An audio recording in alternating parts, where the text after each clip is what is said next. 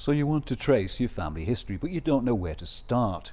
Well, Claire Fowkes is the archivist at the Woodhorn Museum near Ashington, and she's going to tell us how to do it. For a first user, we normally say, right, what do you know? And if it's nothing, that's when we go, right, okay, do you know the names of parents, grandparents? Do you know rough ages, rough dates of when they were born, when they died, when they got married?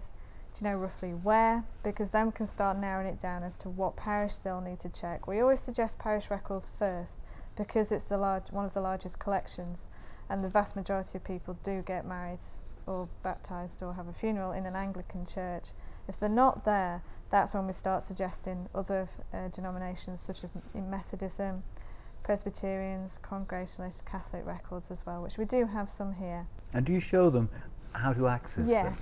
Every new user gets a tour around the search room, and once we've established where they need to look, we can show them how to find the right film for the event, the right rough years for that particular place.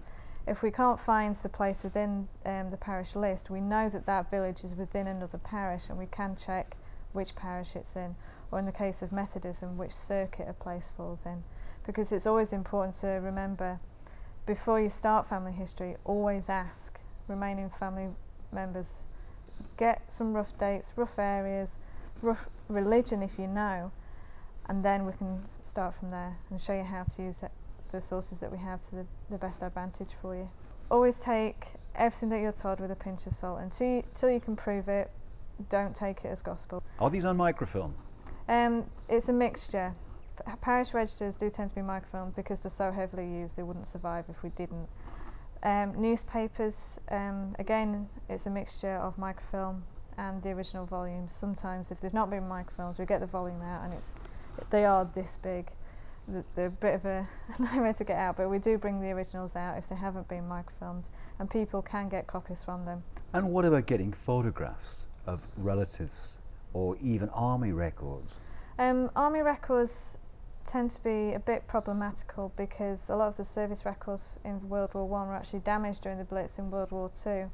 The ones that have survived have been digitised and are now available through Ancestry, but I think it's roughly 40% chance of actually finding them, unfortunately, and it's a bit perverse that you're probably better off you can find them easier if they died than if they survived, which I find a little hard to take. But the Commonwealth War Graves Commission website is also good to try and find where someone's buried or where they're remembered on a plaque. World War II service records, we do have a leaflet that you can download about that because next of kin can get hold of them for a certain charge, and I think for other people it's more money, and they've got to say why. Do you keep the old trade directories that people can trace? Yeah, through? we've got various different collections of trade directories. We've got a few already on the search room shelves. Basically it's like an old version of the Yellow Pages, but people did have to pay to be included, so if you can't find someone on a list of residents, it doesn't mean that they didn't live there, it just means they didn't want to pay to be in the book. But it's also good to use the trade directory to try and discover who are the major movers and shakers, because a lot of the time we get people saying, oh, my ancestor lived on this estate, but they don't know who owns the estate, whereas our family and estate collections are listed by the family name, not the place name.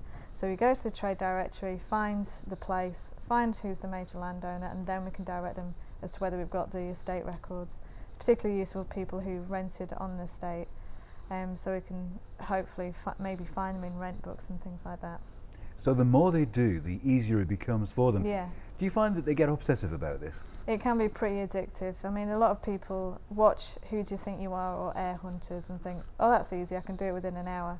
Often it's not. It can turn into an absolute labour of love, and it can become quite addictive. We do have regular users here who they're doing their own family history, and they keep finding more and more things. I mean, every family is different. If your family were regular churchgoers, you've probably got more chance of finding them in the parish registers. But sometimes you do hit brick walls, and no matter how hard you find it, you might not be able to find them. If someone doesn't want to be found, they won't be. And people get shocks and surprises, don't they? Yeah, I mean, some of the records that we do have are quite sensitive. We do have the patient records from the St George's Asylum in Morpeth, and they are pretty gruesome reading. You do have to have a bit of a strong stomach, because it was just the way mental health was dealt with, and obviously it's dealt with differently now. Some of the volumes do have photographs in, and they're pretty heart-wrenching. In general, how far back can people go, do you think? It pretty much depends on each individual family. I mean, you could end up like Michael Parkinson and being told that your family's really boring. You might stumble across a really interesting story, but most of the time it's purely dependent on how regularly they may have went to church, especially before 1837. 1837 is when civil registration came in, which generated the birth, marriage and death certificates at a local level through civil organisations like the local authorities, or the local registrars I should say.